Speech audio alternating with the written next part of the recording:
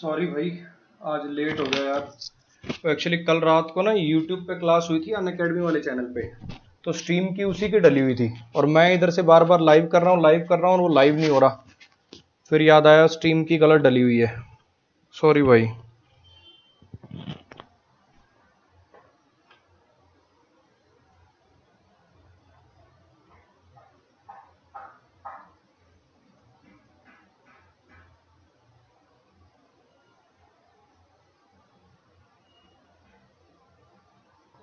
चलो जी, आ जाओ, शुरुआत करते हैं।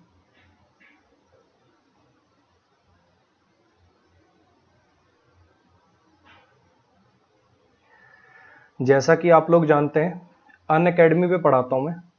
और अनअकैडमी पे सब्सक्रिप्शन लेने से जस्ट पहले एक स्टेप आता है। सब्सक्रिप्शन लेने से पहले जस्ट पहले एक स्टेप आता है, अप्लाई डिस्काउंट कोड।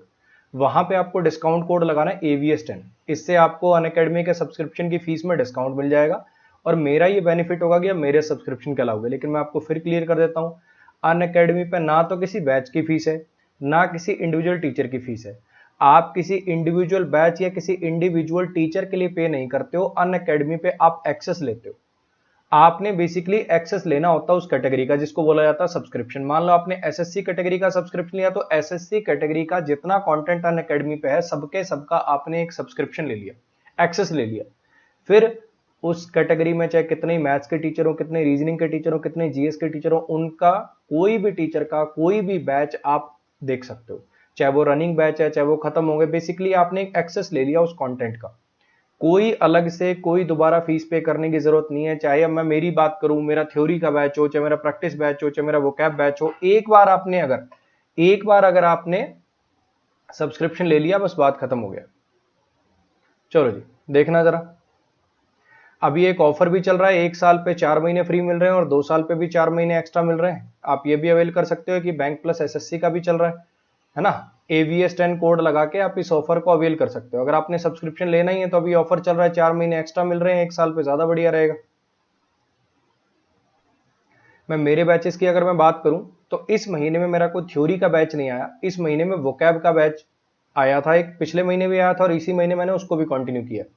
पहले मैंने सोचा था ये 19 मई से 19 जून तक ही चलाऊंगा ये वोकैब का बैच, बट बच्चों की डिमांड काफी रही और काफी अच्छा रिस्पॉन्स आया इस बैच का।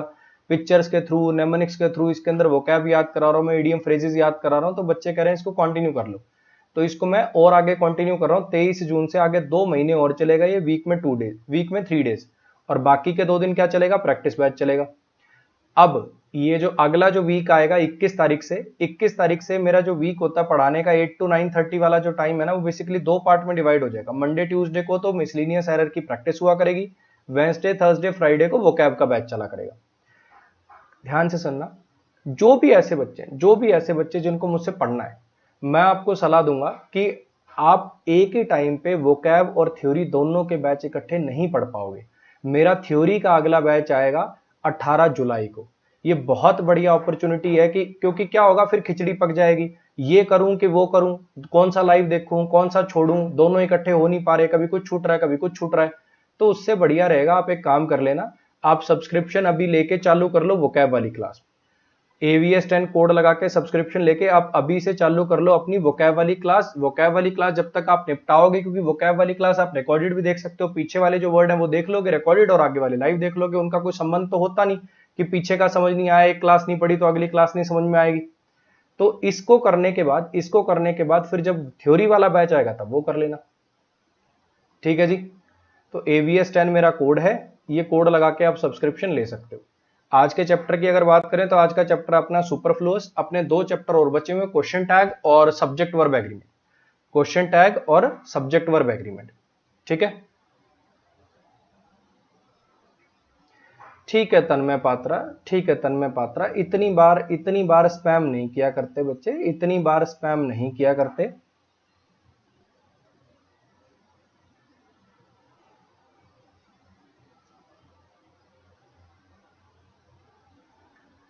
और जिन बच्चों ने भी कल प्रैक्टिस बैच का रिव्यू दिया था, दिल से शुक्रिया। ठीक है, आप लोगों के मैसेज पढ़ के अच्छा लगता है, लगता है कि चलो ठीक है, भले ही अपने पास बच्चे कम है लेकिन जितने सारे के सारे पढ़ने वाले और उनके लिए कंटेंट फायदेमंद है, ठीक है, तो उससे बढ़िया लगता है पढ़ के। कहने का मतलब चाहे व्यूज ऐसे ना आ रहे हो 50,000, 1 लाख, 2 लाख ऐसे व्यूज भले ही ना आ रहे हो, बट जितने बच्चे देखने आते हैं उनको कंटेंट वाकई में बढ़िया लगता है। चलो जी आ जाओ, करें शुरुआत। और एक चीज और, मैं ना कल जो क्लास है ना, कल की क्लास में आपको अनअकैडमी पे जो वोकैब बैच है ना, उसका एक डेमो और दे देता हूं कल। अनअकैडमी का जो वोकैब वाला बैच है उसका एक डेमो और दे देता हूं कल आपको। कल की क्लास वोकैब की क्लास रहेगी, पिक्चर्स के थ्रू, नेमोनिक्स के थ्रू थोड़ा वोकैब याद कराने की कोशिश करूंगा। पिछली क्लास में ईडीएम कराए थे, इस क्लास में वन वर्ड वगैरह या ऐसा कुछ याद कराने की कोशिश करूंगा पिक्चर और नेमोनिक्स के थ्रू, ठीक है। चलो जी इसमें बताओ जरा। हाँ सौरभ कुमार, अगर आप वो 75 वीडियोस देख लेते हो और जो नोट्स नीचे डिस्क्रिप्शन से लिंक डाउनलोड करके नोट्स पढ़ लेते हो तो हो जाएगा काम आपका। लेकिन इतना करो, पहले इतना पढ़ो, उसके बाद प्रैक्टिस करोगे, सारी चीजें कर पाओगे तो ही काम बनेगा। अगर आप सोचो सिर्फ वीडियो देख लेने से, फिर तो चाहे सिर्फ फ्री वाली क्या पेड वाली भी वीडियो देखने से कुछ नहीं होने वाला। प्रैक्टिस भी करनी पड़ेगी, सब काम करने पड़ेंगे।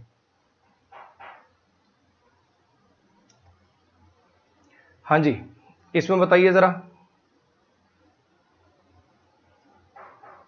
आसान होते हैं, सुपरफ्लस वाले एरर जनरली आसान होते हैं, इसलिए मैंने इसमें बीच में कुछ कुछ और एरर भी घुसाए हैं।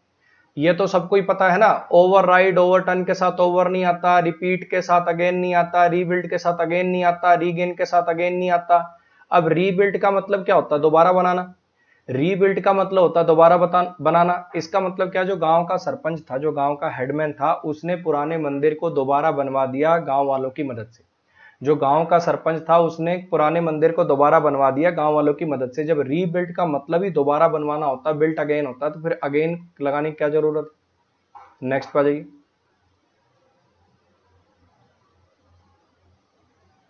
सौरभ कुमार, सब बता रखा है भाई इस चैनल पे, रोज रोज वही बातें पूछने से कुछ नहीं होगा। इस चैनल पे सब बता रखा है, वोकैब कैसे करें, चैप्टर वाइज एरर हो जाते हैं, मिसलिनियस कैसे करें, उस वीडियो में सब बता रखा है। चैप्टर वाइज कहां से करने, मिसलिनियस कहां से करने, सब बता रखा है। रोज रोज सेम बातें मत पूछा करो। इसमें बताओ जरा क्या आएगा।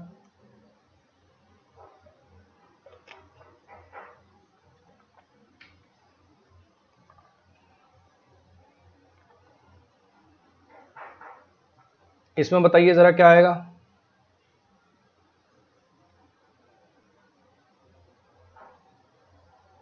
अजय कुमार, पेड कोर्स के बारे में या तो वीडियो शुरू करने से पहले बताता हूं या लास्ट में भाई। अब बीच में उसके रिगार्डिंग बार बार मत बुलवाओ। ज्यादा दिक्कत है तो ये काम करो, नीचे व्हाट्सएप नंबर चल रहा पट्टी पे, इस पे कांटेक्ट करके पूछ सकते हो आप।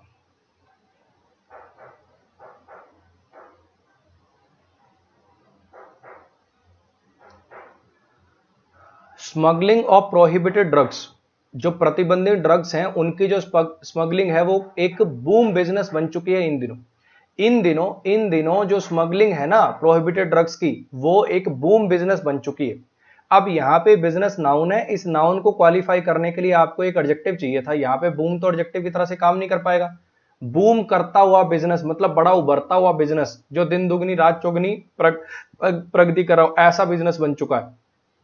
तो यहाँ पे बूम बिजनेस नहीं, यहाँ पे बूमिंग बिजनेस आएगा। ये वही बात है, मान लो मैं ऐसा लिख दूं रन हॉर्स, मान लो मैं ऐसा लिख दूं run horse, I saw a run horse. मैंने देखा एक रन हॉर्स, रन हॉर्स की रनिंग हॉर्स। हाँ जी, रन हॉर्स देखा कि रनिंग हॉर्स देखा। तो यहाँ पे आपको एडजेक्टिव चाहिए इसको क्वालिफाई करने के लिए, तो यहाँ पे आप लिखोगे I saw a running horse.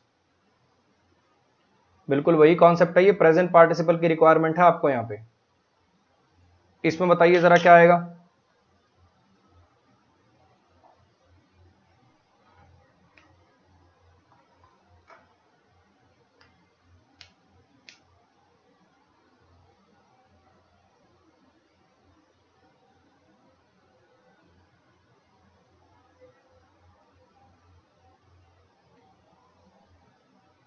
ठीक है अंजू जी, ठीक है, पढ़ लिया मैंने आपका कमेंट, धन्यवाद। आईसीसी ने शुरू करा है अपॉइंट करना अनइंटरेस्टेड एम्पायर को क्रिकेट मैचेस में। क्या आएगा इसमें, क्या दिक्कत है इसमें बताइए। देखो कोशिश मैंने ये करी है, बिल्कुल वैसे टुच्चे एरर जो आते हैं ना, जैसे बिल्कुल ही सिंपल वाले एरर डाल दिए, जैसे कजन के साथ ब्रदर नहीं आता और ये वो, कोशिश मैंने करी है कि सुपरफ्लस के जो बेसिक जो टुच्चे एरर होते हैं उनमें कुछ और एरर भी डाले जाए। ठीक है, 50% वो वाले हैं और 50% कुछ अच्छे वाले भी हैं। अब ये बेसिकली आप एडजेक्टिव चैप्टर का एरर कह सकते हो या वोकैब का एरर कह सकते हो। आपको इन दोनों वर्ड्स के बीच में डिफरेंस पता है? डिसइंटरेस्टेड और अनइंटरेस्टेड। डिसइंटरेस्टेड और अनइंटरेस्टेड में क्या फर्क होता है? डिसइंटरेस्टेड और अनइंटरेस्टेड में क्या फर्क होता है? डिसइंटरेस्टेड वर्सेस अनइंटरेस्टेड, क्या फर्क है इनमें?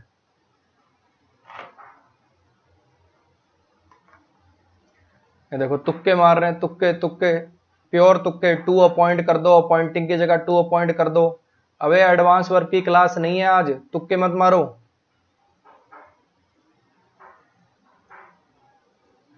यहां पे डिसइंटरेस्टेड वर्सेस अनइंटरेस्टेड का एरर है। ये सब्जेक्ट है, ये हेल्पिंग वर्ब है, ये मेन वर्ब है, ये आपकी हैज हेल्पिंग वर्ब है, स्टार्टेड मेन वर्ब है, ये अपॉइंटिंग इसका ऑब्जेक्ट है, एम्पायर्स है जो ऑब्जेक्ट ऑफ जिरंड है, क्योंकि यहां पे अपॉइंटिंग जिरंड है, नाउन है। अब ये इसको क्वालिफाई करने वाला एडजेक्टिव है। अनइंटरेस्टेड का मतलब होता है जिसका किसी चीज में इंटरेस्ट ना हो, और डिसइंटरेस्टेड का मतलब होता है जो किसी एक पक्ष को लेके पार्शियल ना हो, जो बिल्कुल जिसको बोलते हैं ना, क्या बोलते हैं बेसिकली, किसी की साइड ना ले, इम्पार्शियल, जो किसी की साइड ना ले, जो पहले से जिसका किसी की तरफ झुकाव ना हो। अनबायस्ड एकदम सही वर्ड है जी इसके लिए, अनबायस्ड।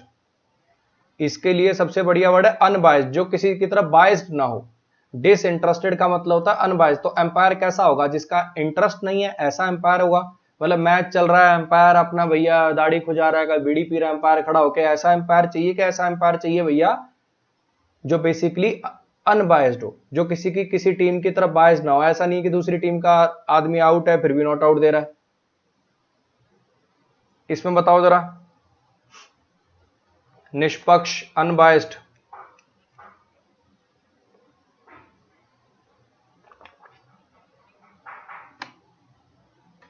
डॉक्टर जयपाल बच्चे पता है तुझे? सही बता दे। एक ही किताब है मेरी वोकैब की, वोकैब प्रो नाम से है, अमेजोन पे अवेलेबल है।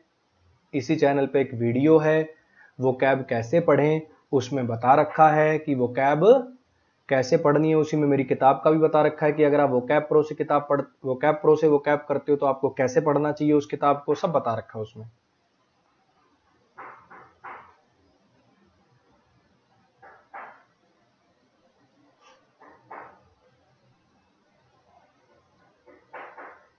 अंकित बच्चे फेसबुक पे मैसेज कर लेना मुझे, ये जो कह रहा है मैं नेमोनिक्स बना लेता हूँ बहुत अच्छे, फेसबुक पे मैसेज कर लेना भाई। ठीक है, देखते हैं क्या मदद ले सकते हैं तुम्हारी।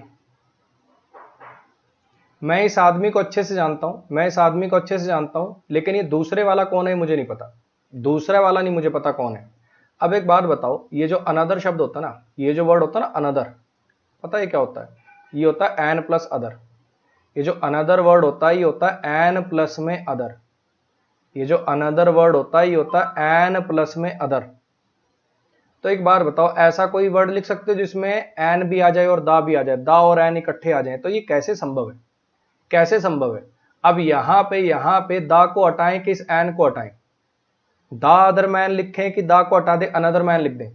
अब पढ़ के पता चल रहा है कि शायद दो आदमियों की बात हो रही है, कि मैं इस वाले को तो जानता हूं लेकिन दूसरे वाले को नहीं जानता हूं, तो दूसरे वाला स्पेसिफिक हो गया, रैंडम नहीं है। तो इसके यहां पे यूज करना चाहिए आपको द अदर मैन।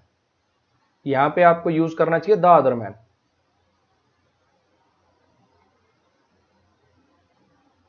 इसमें बताओ जरा,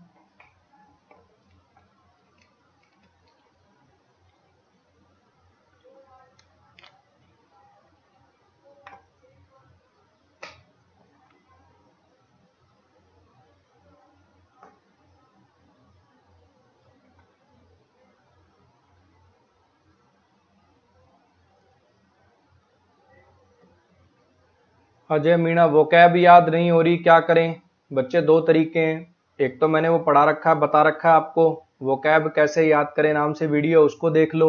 उसमें फ्री कंटेंट से कैसे वोकैब पढ़ सकते हो बता रखा है। मेरी वीडियोस हैं फ्रेजल वर्ब की इसी चैनल पे, अन अकेडमी की फ्री वीडियोस हैं, उनमें पढ़ा रखी है वोकैब बहुत सारी वीडियोस के अंदर, वो देख सकते हो। नहीं तो फिर अपना कोई प्लस बैच ज्वाइन कर सकते हो, उसका भी डेमो अनअकैडमी पे इसी पे अपने यूट्यूब चैनल पे डाला हुआ है, जैसे आपको अच्छा लगे। हाँ जी, तुक्के, राजू सियाग तुक्के है ना, तुक्के। हाँ जी, राजू सियाग तुक्के है ना, ये प्योर तुक्के, डिप्राइव के साथ ऑफ नहीं आता, जबरदस्ती का, बिना मतलब। डिप्राइव के साथ ऑफ आता है। मिनिमम भी लिख रहे हो, बेसिक भी लिख रहे हो, मिनिमम भी लिख रहे हो, बेसिक भी लिख रहे हो, मिनिमम भी लिख रहे हो, बेसिक भी लिख रहे हो। जब बेसिक कह ही दिया तो फिर बेसिक से और कितना नीचे जाओगे, तो बेसिक फैसिलिटीज करो, बेसिक के साथ मिनिमम मत लिखो। इसमें बताओ, इसमें बताइए जरा। ये अच्छा सवाल है, इसका आंसर भी बताना और बताना ऐसा क्यों कर रहे हो। ये बढ़िया सवाल है, कॉन्सेप्चुअल सवाल है। इसका आंसर बताना और मुझे बताना कि ऐसा क्यों कर रहे हो। देखते हैं कितने लोग बता पाते हैं।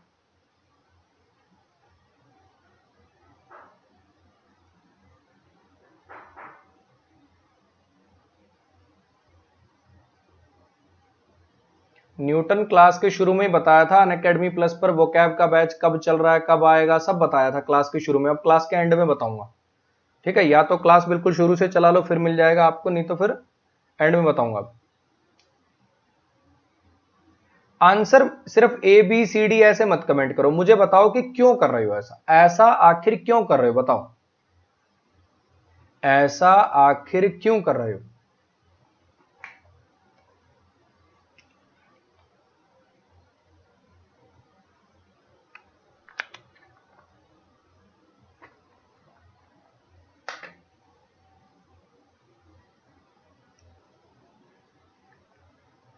चलो देखो,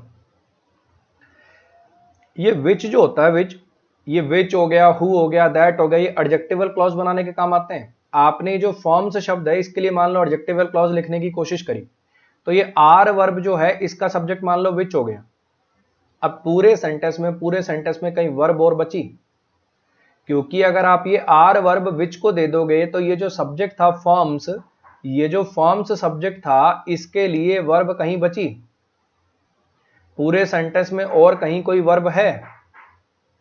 ये आर लिंकिंग वर्ब है, ये मेन यहां पर एडजेक्टिव है, सप्लायर सब्जेक्ट कॉम्प्लीमेंट है और प्रीपोजिशन है। इलेक्ट्रॉनिक कंपोनेंट्स, ये कंपोनेंट्स इसका ऑब्जेक्ट है, इलेक्ट्रॉनिक इसको क्वालिफाई करने वाला एडजेक्टिव है, इन प्रीपोजिशन है, इंडिया इसका ऑब्जेक्ट है। इस पूरे सेंटेंस में भैया वर्ब ही एक है। अगर यहाँ वर्ब ही एक है तो यहाँ काय का एडजेक्टिवल क्लॉज। एडजेक्टिवल क्लॉज क्या होता है, किसी नाउन की विशेषता बताने वाला क्लॉज, लेकिन वो जो सब्जेक्ट है उसको तो वर्ब आगे चाहिए होगी ना। अगर यहाँ पे वर्ब ही एक है तो फिर एडजेक्टिवल क्लॉज कैसे लिखा जा सकता है यहाँ पे। तो भैया ये विच सुपरफ्लस है, ये वर्ब विच की नहीं, ये वर्ब जाएगी फॉर्म के साथ, ये इसको मिलेगी ये वाली वर्ब कि ये फॉर्म्स जो है ये मेन सप्लायर है।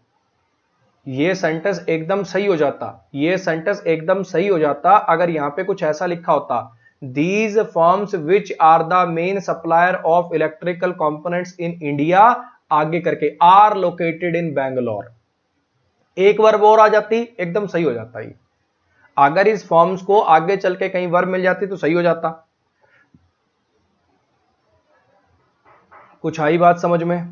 तन्मय पात्रा गलत कॉन्सेप्ट लगा रहे हो, तन्मय पात्रा गलत कॉन्सेप्ट लगा रहे हो। अगर ये यहाँ पे विच सही होता तो उसके बाद आर ही आता, क्योंकि विच आया फॉर्म्स के लिए, फॉर्म्स प्लूरल है तो आर आता है यहाँ पे। गलत कॉन्सेप्ट लगा रहे हो बिना मतलब का। सुनो ध्यान से जो पढ़ाया जा रहा है, कमेंट करने की बजाय।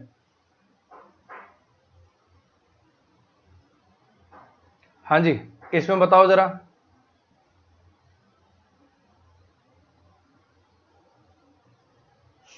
इसमें बताइए जरा क्या आएगा। आसान है। कैन ऐसा मॉडल है जो एबिलिटी दिखाने के काम आता है। जब कैन लिख ही दिया भैया तो ये बी एबल टू क्यों लिख रहे हो जबरदस्ती का।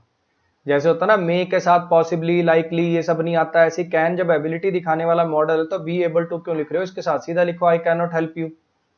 मैं इस बार तुम्हारी मदद नहीं कर सकता जैसे मैंने पिछली बार करी थी। मैं इस बार तुम्हारी मदद नहीं कर सकता जैसे मैंने पिछली बार करी थी। ये पिछले सेंटेंस का मतलब क्या था, ये जो फर्म्स है जो मेन सप्लायर है इलेक्ट्रिकल कंपोनेंट की इंडिया में, अब आगे कुछ लिखना पड़ता, वरना विच हटा दो, फिर ये फर्म्स हैं जो मेन सप्लायर है, फिर सीधा मीनिंग हो जाएगा इसका। इसमें बताओ जरा।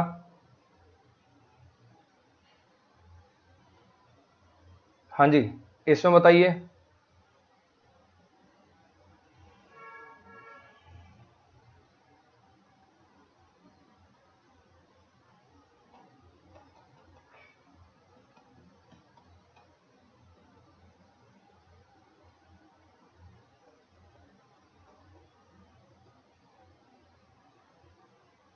अनिकेत बच्चे पढ़ लिया करो, ठीक है, इस टाइप की बातें मत करे करो।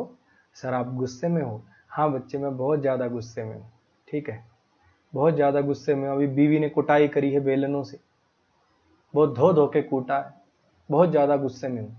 पढ़ने आया करो बच्चे, ठीक है। सर आप गुस्से में हो, आप क्यूट लग रहे हो, आपके बाल ठीक लग रहे हैं, ये वो, ये सब बातें मत करे करो मास्टरों से। उनको पढ़ाने, उनको तुम ऐसी आदतें डालते हो, तभी तो लोग आजकल लक्षण दिखाते हैं यूट्यूब पे। पढ़ाने कम आते हैं, फालतू बात ज़्यादा करते हैं, तुम हरकतें ऐसी करते हो, कुछ ज़रूरत नहीं है बच्चे। आ जाओ पढ़ लो।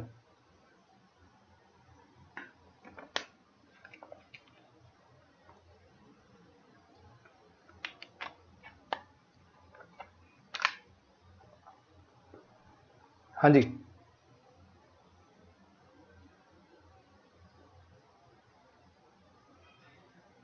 इसमें बताओ ज़रा।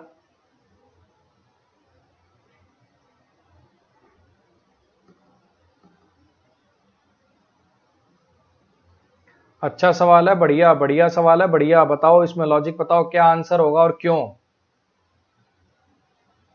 देखो ध्यान से सुनना। It is not difficult to believe, ऐसा मानना मुश्किल नहीं है, ऐसा मानना कोई मुश्किल काम नहीं है। अब अगर आपने थोड़ी मोटी ग्रामर पढ़ रखी है तो आपको पता होगा ये इट इंट्रोडक्टरी सब्जेक्ट है और ये टू बिलीव रियल सब्जेक्ट है, जिसके लिए इज वर्ब आ रही है। ऐसा मानना मुश्किल नहीं है। To believe is not difficult लिखने की बजाय हम लिखते हैं it is not difficult to believe. ये एक क्लॉज आपका पूरा हो गया, ये क्लॉज नंबर 1 आपका पूरा हो गया। अब ये दैट कंजंक्शन आई, यहां पे आपने क्या लिखा, ये मैन आपने सब्जेक्ट नंबर 2 लिखा, ठीक है, और हु लगा के इसके लिए एडजेक्टिवल क्लॉज चलाया। अब ये जो हु है इसको वर्ब मिल गई है लिव्ड, ये हु लिव्ड वाला ये आपका क्लॉज नंबर बेसिकली 3 बनेगा, क्योंकि एक सब्जेक्ट अगर यहां आया इसको आगे चल के कहीं ना कहीं वर्ब मिलेगा, ये क्लॉज नंबर 3 यहां पे बनेगा। तो ये जो मैन है इसको आगे चल के कहीं ना कहीं वर्ब दी, इसको बोला कि भैया तू एक काम कर, तेरे लिए कुछ एडजेक्टिवल क्लॉज लगा। ये मानना मुश्किल नहीं है, ये मानना कोई मुश्किल बात नहीं है कि एक ऐसा आदमी जो एक शहर में बहुत लंबे समय तक रह चुका हो, वो होम फील ना करे, एट होम फील ना करे, कंफर्टेबल फील ना करे पूरे वर्ल्ड में कहीं भी। मतलब कई बार होता है ना, जब आप एक शहर में बहुत टाइम तक रह लेते हो तो आपको सब कुछ पता चल जाता है, अच्छा इस शहर में इस चीज की दुकान है, तो आप वहां पे बड़ा कंफर्टेबल सा फील करते हो। तो ये मानना कोई खास मुश्किल बात नहीं कि ऐसा आदमी जो एक शहर में बहुत लंबे समय तक रहा है वो कंफर्टेबल फील ना करे वो पूरे वर्ल्ड में कहीं भी। अब यहां पे आपने क्या किया, लिव्ड वर्ब का सब्जेक्ट हो गया हु, ये टू बिलीव बेसिकली सब्जेक्ट हो गया इज का। अब आपने क्या किया, आगे चल के जो आपको वर्ब मिलनी थी, आगे चल के एक ही वर्ब आई है इसके अंदर, ये विल फील, ये वाली। ये जो वर्ब थी आपने मैन को देने की बजाय जबरदस्ती का एक प्रोनाउन लिखा या ही, और ये वर्ब उसको पकड़ाई। आपने क्या किया, एक सब्जेक्ट लिखा, उसके साथ आपने हु हुम यूज करके एक एडजेक्टिवल क्लॉज लिखा, तो आगे जो वर्ब आई भैया वो तो उस सब्जेक्ट का हक है ना, उस पे तो वो तो उस सब्जेक्ट का हक है। आपने क्या किया, जबरदस्ती का एक प्रोनाउन चेप दिया यहां। जिन बच्चों को ये बात समझ में नहीं आई, जिन बच्चों को बात समझ में नहीं, एक छोटे सेंटेंस से समझने की कोशिश करो। एक छोटा सा सेंटेंस देखो, देखना जरा। The boy who is waiting outside, the boy who is waiting outside, जो लड़का बाहर वेट कर रहा है। अब क्या लिखें, यहां पे सीधा आगे लिख दूं इज माई ब्रदर के, क्या लिखूं, ही इज माई ब्रदर। क्या सीधा इज माई ब्रदर लिखूं कि क्या लिखूं, ही इज माई ब्रदर लिखूं कि सीधा इज माई ब्रदर लिखूं। अब तुम समझ पा रहे होगे कि ये वो लड़का जो बाहर वेट कर रहा है, ये वाला तो एडजेक्टिवल क्लॉज की तरह से काम कर रहा है इस बॉय के लिए। ये बॉय अगर सब्जेक्ट है तो भैया इसको वर्ब तो चाहिए ना यार। तुमने क्या किया, आगे एक वर्ब आई, जबरदस्ती का ही चेप रखा यहां। बस ये छोटा सेंटेंस है, इसको हर बच्चा कर देगा, ये टुच्चा लगेगा सबको। थोड़ा सा लंबा सेंटेंस लिख दो, बच्चा हो जाएगा पजल। यही गेम था इसके अंदर। नेक्स्ट पे आ जाइए, इसमें बताओ जरा।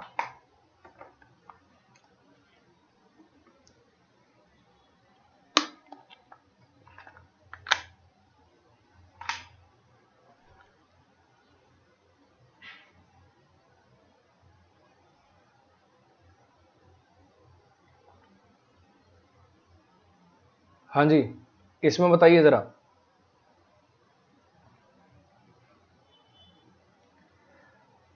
भक्ता बच्चे, कल भी तुम ऐसा कुछ कर रहे थे।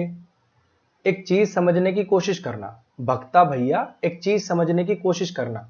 ऐसे रूल रट्टे बिठाने से कुछ नहीं होगा। इसके बाद ये आ सकता है क्या सर, उसके बाद ये नहीं आ सकता है क्या सर, इसके बाद ये आ जाएगा क्या सर। अबे पूरा सेंटेंस तो लिख देवता, 2 वर्ड लिखेगा तो कोई टीचर तुझे क्या बता देगा।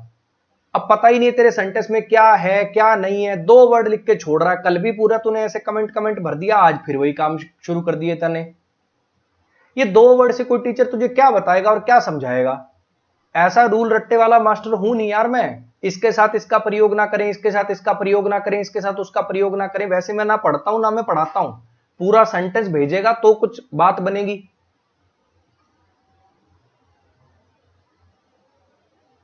ये इसके बाद उसका प्रयोग ना करें, इसके बाद ये लगाएं, उसके बाद वो लगाएं, इसी ने तो जड़ बुद्धि बिठा दी बच्चों की।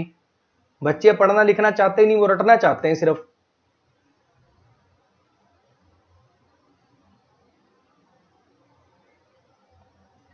अगर बुरे से बुरा होगा, अगर और बुरे से सबसे ज्यादा बुरा हो जाएगा। यहां पे देखो 2 फ्रेज चलते हैं। इफ बैड, ये जो फ्रेज है यहां पे, इसमें कोई गलती नहीं है। यहां पे आप 2 तरीके से लिख सकते थे आप इसको। If bad comes to worse, if bad comes to worse, या फिर if worse comes to worse, if worse comes to worse. 1 degree ऊपर चली जाएगी चीज, 1 डिग्री ऊपर चली जाएगी चीज। ये भी ठीक है, ये भी ठीक है। अगर अगर बुरे से और ज्यादा बुरा हो जाएगा, अगर पहले से ही ज्यादा बुरा, सबसे ज्यादा बुरा भी हो जाएगा, यहां पे इसका मतलब है 1 डिग्री ऊपर चली जाती है। या तो बैड कम्स टू वर्स लिखना पड़ेगा या फिर वर्स कम टू वर्स्ट लिखना पड़ेगा। कुछ आ रही है बात समझ में क्या कहना चाह रहा हूं। ये दोनों स्ट्रक्चर ठीक है, ये दोनों स्ट्रक्चर ठीक है। इसके अंदर दिक्कत कुछ और है। इसके अंदर दिक्कत ये है कि भैया मुझे बताओ, तुम्हें ये पता है एंटर के साथ कब इंटू आता है और कब नहीं आता, ये पता है क्या। एंटर का जब मतलब हो किसी चीज के अंदर जाना, एंटर इनटू अ हॉल गलत हो जाएगा, एंटर अ हॉल, वहां पे एंटर वर्ब ट्रांजिटिव होती है। लेकिन एंटर के साथ इनटू एकदम ठीक होगा जब इसका मतलब होगा किसी चीज में इन्वॉल्व होना, किसी चीज को शुरू करना। Enter into a relationship, enter into a friendship, enter into an agreement. Enter के साथ इनटू लगाना पड़ेगा जब इसका मतलब होता है इन्वॉल्व होना, ये फ्रेजल वर्ब क्रिएट करेगा। तो यहां पे enter into my family business लिखना पड़ेगा। एंटर के साथ इनटू तब नहीं आता जब इसका मतलब होता है किसी चीज के अंदर जाना, कमरे के अंदर जाना, हॉल के अंदर जाना, पार्क के अंदर जाना, ऐसा। लेकिन अगर किसी चीज को शुरुआत करना, कोई एग्रीमेंट, कोई रिलेशन, कोई बिजनेस, इनको शुरुआत करने की बात होगी तो फिर एंटर के साथ इनटू लिखना पड़ेगा। एंटर इनटू एक फ्रेजल वर्ब होती है जिसका मतलब होता है किसी चीज में इन्वॉल्व हो जाना। नेक्स्ट पे आ जाइए। इसमें बताइए जरा क्या आएगा।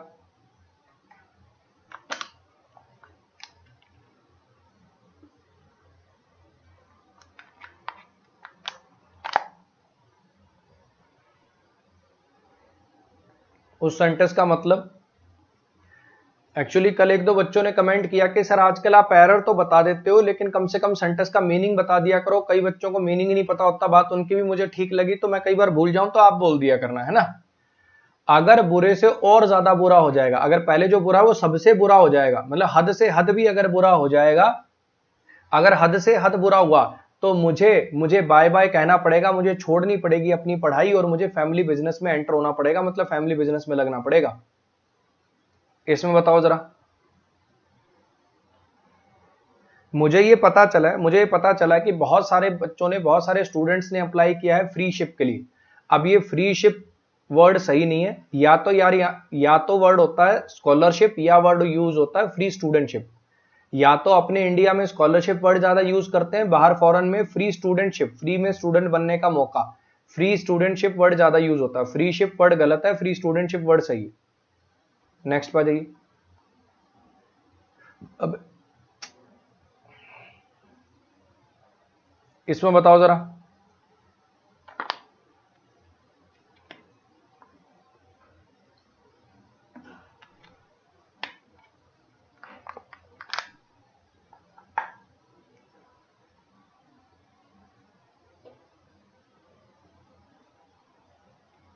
हाँ जी,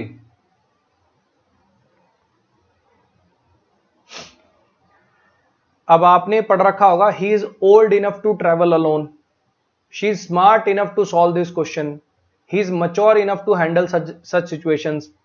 इनफ के साथ इन्फिनिटिव का पेयर होता है, और इनफ का मतलब क्या होता है? पर्याप्त, किसी चीज के लिए पर्याप्त। He is old enough to travel alone मतलब वो इतना बड़ा हो चुका है, वो इतना बड़ा हो चुका है कि अकेला ट्रेवल कर सके। She is mature enough to handle such situation, वो इतनी मैच्योर हो चुकी है कि ऐसी सिचुएशंस को हैंडल कर सके। अब ये इनफ जो होता है, इनफ जो होता है वो पॉजिटिव डिग्री को क्वालिफाई करने वाली एडवर्ब होती है। इनफ का मतलब होता है किसी चीज के लिए पर्याप्त, और वेरी का मतलब होता है बहुत। अब किसी चीज के लिए पर्याप्त और बहुत दोनों वर्ड इकट्ठे कैसे लगा सकते हो यार? भी वेरी भी लगा दिया और इनफ भी लगा दिया। अब आगे अगर टू हेल्प आ रहा है तो इससे पता चल गया कि इनफ तो देखो रखना ही रखना पड़ेगा, तो इसका मतलब ये वेरी हटा दो। नेक्स्ट पे आ जाइए, इसमें बताओ जरा।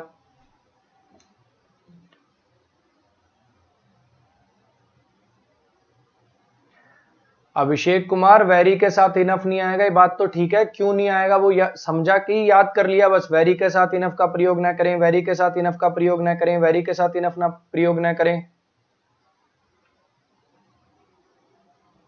अप्लाई बच्चे ट्रांजिटिव इंट्रांजिटिव दोनों तरीके से यूज हो जाती है। जनरली ट्रांजिटिव होती है, लेकिन ऐसी बात नहीं कि इंट्रांजिटिव कभी नहीं होती है। अप्लाई है, अडॉप्ट है, ये वर्ड कई बार इंट्रांजिटिवली भी आपको यूज होते हुए दिख जाते हैं। ठीक है साफिर, ये पिछले सेंटेंस का मतलब था, ये पिछले सेंटेंस का मतलब था कि वो फ्रेंडली इनफ था, मतलब वो इतना फ्रेंडली था कि उसने मेरी मदद करी जब मैं डिस्ट्रेस में था। मतलब जितनी मुझे फ्रेंडलीनेस की उससे उम्मीद थी उतनी उसने दिखाई और मेरी मदद करी जब मैं डिस्ट्रेस में था, जब मैं मुसीबत में था। अब आपने पढ़ रखा होगा कि ये जो फास्ट शब्द है ये खुद ही एडजेक्टिव और एडवर्ब दोनों तरीके से काम कर लेता है, स्पेलिंग सेम रहेगी। एडजेक्टिव बनवा लो चाहे एडवर्ब बना लो, स्पेलिंग सेम रहेगी। फास्टली जैसा कोई शब्द नहीं है यहाँ पे, फास्टली नहीं फास्ट आएगा। फास्टली जैसा कोई शब्द नहीं है। अगर आप ऑक्सफोर्ड में टाइप करोगे तो फास्टली टाइप करोगे आएगा नो वर्ड फाउंड, कैम्ब्रिज में टाइप करोगे नो वर्ड फाउंड, लॉन्गमैन में टाइप करोगे नो वर्ड फाउंड, कॉलिंस में टाइप करोगे नो वर्ड फाउंड। और कहीं अगर आपने मरियम वेबस्टर में टाइप कर दिया तो वो कहेगा हाँ वर्ड है और यह एक एडवर्ब होता है। मरियम वेबस्टर से घटिया डिक्शनरी कोई नहीं है, उससे रद्दड़ डिक्शनरी ना बनी है ना कोई बनेगी। मैं पढ़ाऊंगा मैन में एलवाई, नाउन में एलवाई लगा, मैनली तो मैनली एडजेक्टिव बनेगा ना कि एडवर्ब। ऑक्सफोर्ड कहेगा एडजेक्टिव है, कैम्ब्रिज कहेगा एडजेक्टिव है, अच्छा कॉलिंस कहेगा एडजेक्टिव है, लॉन्गमैन कहेगा एडजेक्टिव है। मैं इसमें मरियम वेबस्टर में टाइप कर दो, एडजेक्टिव भी और एडवर्ब भी हो सकता है। इतनी रद्दड़ डिक्शनरी है, इतनी रद्दड़ डिक्शनरी है जिसकी कोई हद नहीं।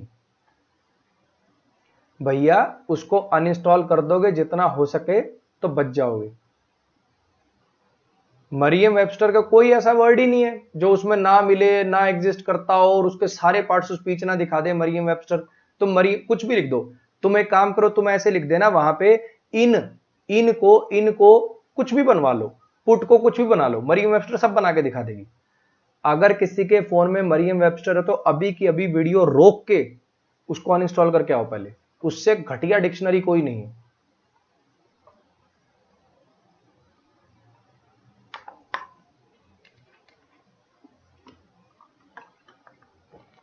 अरे सनोज यार, इस टाइप की बातें मत करे करो, बिना मतलब के किसी टीचर का कोई नाम लेना बीच में। मैं क्या बात कर रहा हूं, तुम क्या बात कर रहे हो? जो मैं बात कह रहा हूं वो आराम से उस डिक्शनरी में टाइप करके देख ले, तुझे ठीक लगे तो तू वो यूज कर लेना।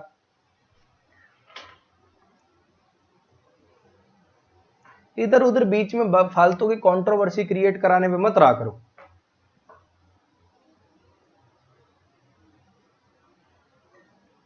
हाँ जी, ये सबने पढ़ रखा होगा। रनिंग हॉर्स भागता हुआ घोड़ा, फ्लाइंग बर्ड्स उड़ते पक्षी, क्राइंग चाइल्ड रोता हुआ बच्चा, पासिंग मार्क्स पास होते हुए मार्क्स। अबे मार्क्स थोड़ी पास हो रहे हैं, तो यहाँ पे वो मार्क्स चाहिए जो पास होने के लिए जरूरी होते हैं और उनके लिए टर्म होती है पास मार्क्स, ना कि पासिंग मार्क्स। इसमें बताओ जरा।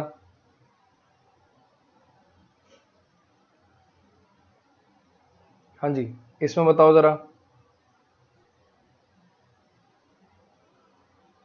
ये आपने पढ़ रखा होगा, ये फैमिली मेंबर ना, ये एक अमेरिकन स्लैंग होता है। फैमिली मेंबर एक अमेरिकन स्लैंग होता है, रियल जो वर्ड है वो मेंबर ऑफ फैमिली होना चाहिए। फैमिली मेंबर जैसा ब्रिटिश इंग्लिश में कोई शब्द नहीं है, कोई स्लैंग नहीं है। यहाँ पे all the members of the family लिखना पड़ेगा आपको, all the members of his family लिखना पड़ेगा आपको। इसमें बताइए,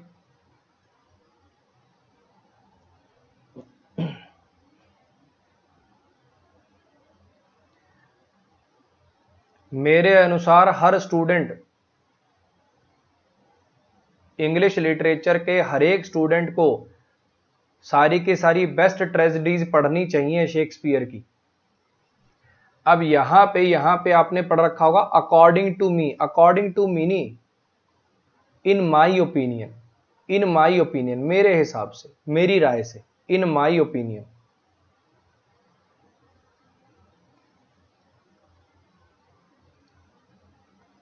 इसमें बताइए जरा, इसमें बताइए जरा।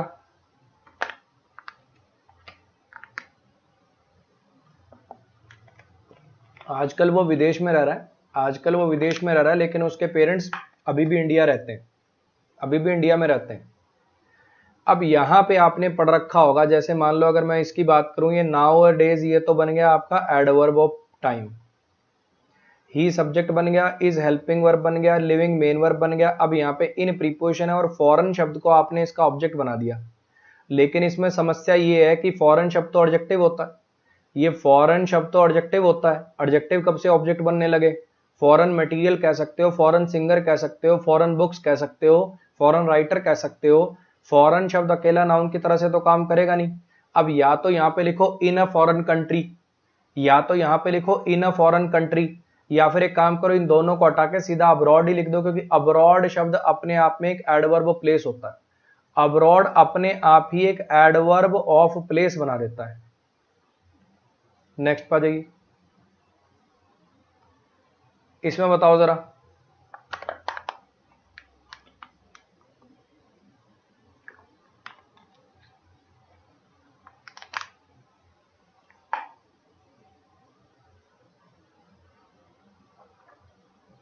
जर्मन टीचर का मतलब हो जाएगा ऐसा टीचर जो जर्मनी का है। German teacher, Spanish teacher, Pakistani teacher, Indian teacher. ऐसे इंग्लिश टीचर का मतलब हो जाएगा भैया अंग्रेज टीचर।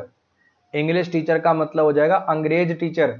अब कोई अंग्रेज टीचर तुम्हें ये कह रहा है कि रेगुलरली काम करो, अगर तुम अपनी इंग्लिश को इंप्रूव करना चाहते हो, कि इंग्लिश का टीचर ऐसा कह रहा होगा, जरूर इंग्लिश का टीचर ऐसा कह रहा होगा, शायद ये कहना चाहते थे तुम।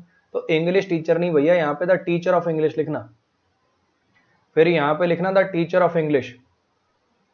अब काफी बच्चे यहाँ पे दिमाग लगा देंगे, सर अंग्रेज टीचर भी तो हो सकता है। हाँ भैया हो सकता है, लेकिन थोड़ी मोटी बुद्धि का प्रयोग कर लो कि जो आदमी तुमसे सवाल पूछ रहा है वो क्यों पूछ रहा है ना। हो तो सब कुछ सकता है, ऐसे तो रामफल संस्कृत भी पढ़ा सकता है, लेकिन थोड़ा कई बार सोचना पड़ता है भैया कि वो शायद क्या कहना चाह रहा होगा, क्या एरर पूछना चाह रहा है। चलो इसमें बताओ जरा।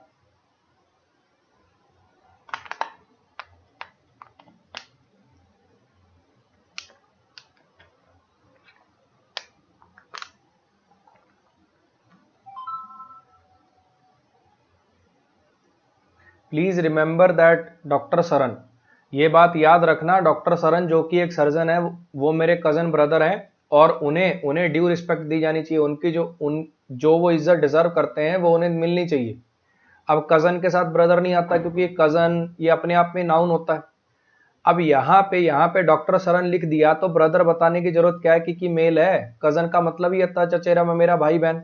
अब आपको ज्यादा ही जेंडर बताने की पड़ी थी तो वो यहाँ से क्लियर हो गया कि डॉक्टर सरन है, तो भैया बात खत्म हो गई। फिर इसमें बताओ जरा क्या आएगा।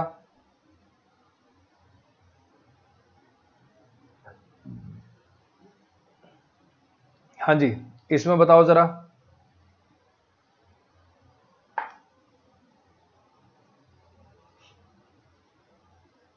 रीएम्बर्स का मतलब ही होता है गिव बैक। अगर आप किसी को रीएम्बर्स करते हो तो आप उसके पैसे वापस कर देते हो। जैसे कंपनियों से रीएम्बर्समेंट मिलता है ना, मान लो आपने कंपनी के काम से अपनी जेब से कुछ पैसे लगा दिए, फिर आपने वो बिल कंपनी को दे दिया, कंपनी ने आपके वो पैसे वापस कर दिए, तो रीएम्बर्स कर दिया आपको। रीएम्बर्स का मतलब ही होता है गिव बैक, तो इसके साथ बैक लगाने की जरूरत नहीं है। उसने वो पैसे वापस कर दिए जो मैंने हमारी जर्नी जब हुई थी काठमांडू की उसके दौरान लगाए थे। ये ऐसे सोचते ही रह जाओगे, ऐसा कभी होगा नहीं, पैसे वैसे वापस मिलेंगे नहीं। कल मैं वो एक टिकटॉक टाइप की वीडियो भेजी थी किसी ने, वो देख रहा, उसमें एक लड़की आती है, वो लड़के को बोलती है कि अब हम साथ नहीं रह सकते। तो लड़का पूछता है क्या हुआ, कहती मेरे मम्मी डैडी नहीं मानेंगे। फिर लड़की वो चांदी की एक अंगूठी सी दे रखी होती है, क्योंकि सोने की पहन लोगे तो पता चल जाएगा ये तुमने अपनी होटल में बैठ के वहां मंगनी कर ली है ना। अच्छा, तो चांदी के छल्ले पहन लेते हैं कि वैसे ली थी मम्मी, ये तो शौकिया, पता भी ना चले।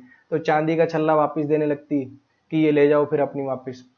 जा ही रही होती, पीछे से लड़का बोल देता है अच्छा फिर वो मेरा दिया आईफोन भी दे देती।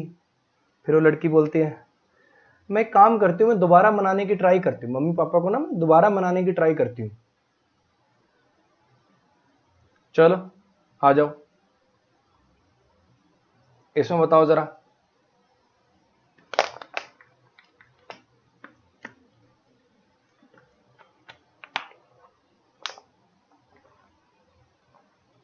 अब ये मजाक की बात है, ज्यादा सीरियसली मत ले लेना इसको, ऐसे कह दिए हो ऐसे कह रहे हो सर आपने तो ऐसा कह दिया वैसा कह दिया। को मजाक किया था भैया, ज्यादा सीरियसली मत ले लेना। एरर प्रो काम चल रहा है बच्चे, एरर प्रो का भी कोई नहीं पता। आपको किताबें बता दी हैं मैंने, एरर वाली वो जो वीडियो है मेरी, चैप्टर वाइज एरर हो जाते हैं, मिसलिनियस नहीं होते, उसमें किताबें बता दी हैं कहाँ कहाँ से आपको क्या क्या करना है। एरर प्रो का वेट ना करें, वो जब आएगी तब आ जाएगी। फॉरबिड, प्रोहिबिट, अनटिल, अनलेस, इन सब में क्या होता है, नॉट अंडरस्टूड होता है। जब फॉरबिड ही कर दिया किसी काम को करने के लिए तो फिर नॉट लगाने की क्या जरूरत है। नेक्स्ट पे आ जाइए। सर क्या हिंदी मीडियम के स्टूडेंट सीपीओ में सिलेक्शन ले सकते हैं? एकदम ले सकते हैं बच्चे, दुनिया जान के स्टूडेंट हैं। अगर हिंदी मीडियम का स्टूडेंट अपना पढ़ना वढ़ना चालू कर दे, रीडिंग वगैरह चालू कर दे, तो 100% सिलेक्शन ले सकता है।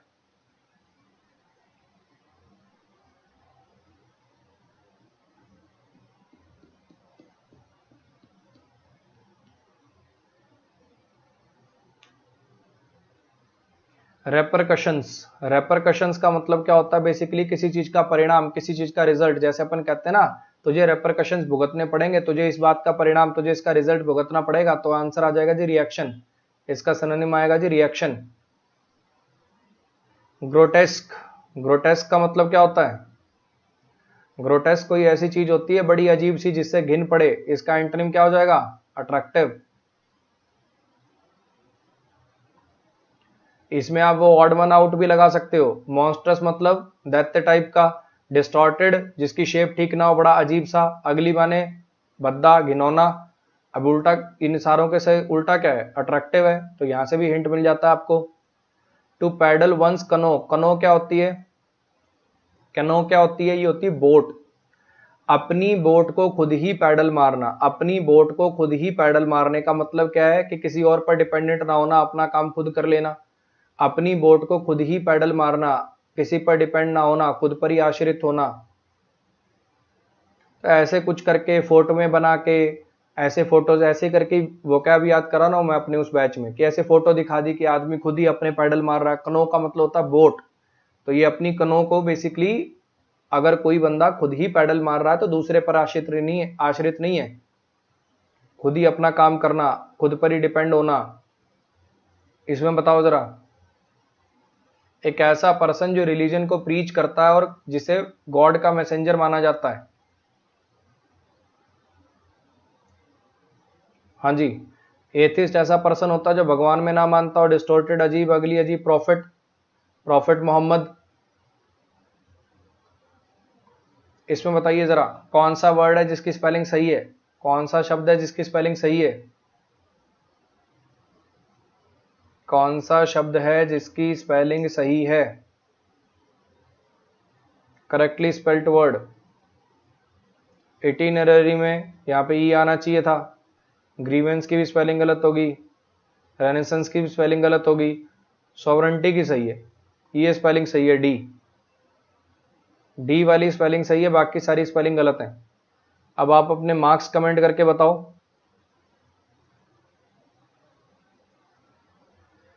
बच्चे फिर अनाउंस कर रहा हूं, कल की क्लास में अपन कोई टॉपिक नहीं करेंगे। कल मैं आपको अनअकैडमी पे जो वोकैब बैच चल रहा है उसकी एक डेमो और दे देता हूं। ताकि आपको थोड़ा आइडिया हो जाए, या एटलीस्ट जो भी बच्चे मुझसे पढ़ चुके हैं और वाकई में मेरी वीडियोस को रिकमेंड करना चाहते हैं, वो उनको किसी को लिंक भेज दें कि भैया ये वीडियो देख ले, अगर तुझे वोकैब पढ़ी अच्छी लगे। ग्रामर तो सर की तूने यूट्यूब चैनल पे देख ही रखी है, वोकैब वगैरह नहीं देखी होगी। अगर तुझे ग्रामर वोकैब दोनों के अंदर दम लगे तो भैया कोर्स ले लेना तू, है ना, अनअकैडमी पे पढ़ लेना तू। तो उसके लिए मैं कल एक ये डेमो डाल दूंगा,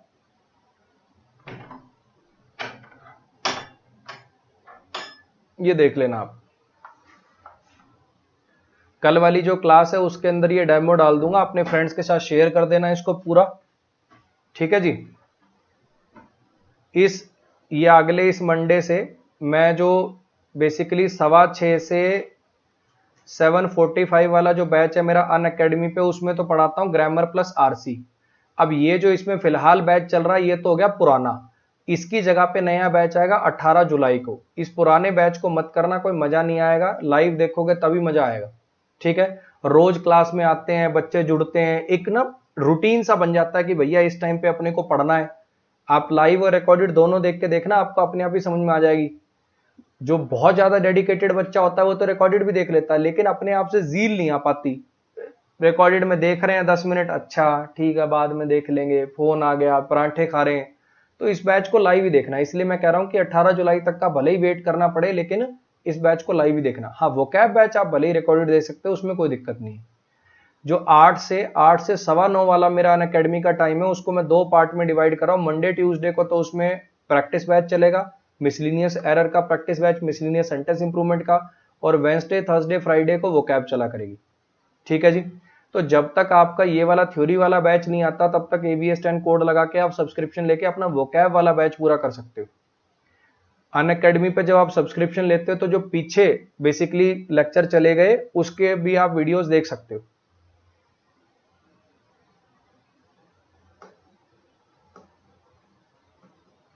चलो जी, तो मिलते हैं भाई अपनी कल की क्लास में।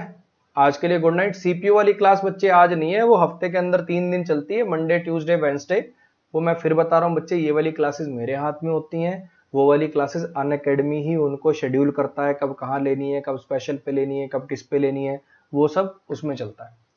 सर आपके हिसाब से डिक्शनरी कौन सी अच्छी है? कॉलिंस अच्छी है, ऑक्सफोर्ड एडवांस लर्नर अच्छी है, कैम्ब्रिज एडवांस लर्नर अच्छी है, और लॉन्गमैन अच्छी है। चारों अच्छी डिक्शनरियां हैं। लॉन्गमैन का लिंक आपको इसी वीडियो के डिस्क्रिप्शन में मिल जाएगा, सीधी डाउनलोड कर सकते हो आप वहां से, ठीक है। आज के लिए गुड नाइट भाई।